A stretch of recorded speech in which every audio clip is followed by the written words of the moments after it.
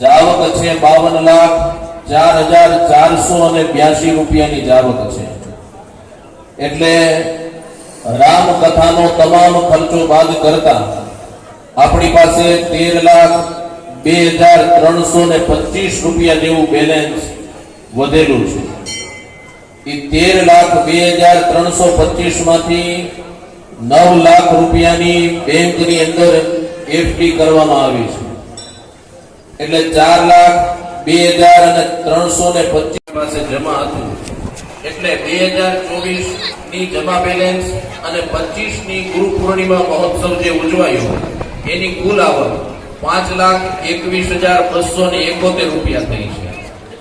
એટલે રામકથાનું જે બેલેન્સ 4,02,325 વત્તા 5,21,271 રૂપિયા ગુરુ પૂર્ણિમા મહોત્સવનું બેલેન્સ એટલે કુલ 9,23,596 રૂપિયા કુલ આવક।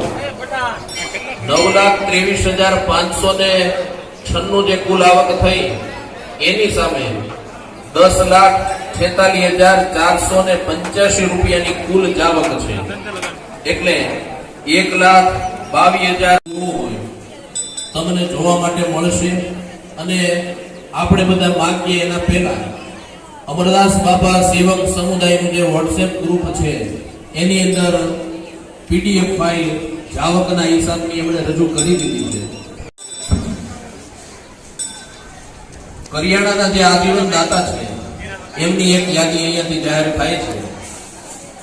ઘી 6 ડબ્બા આ બધા આજીવન દાતા છે દર વર્ષના અંદાજિત 9,500 એનો ભાવ છે।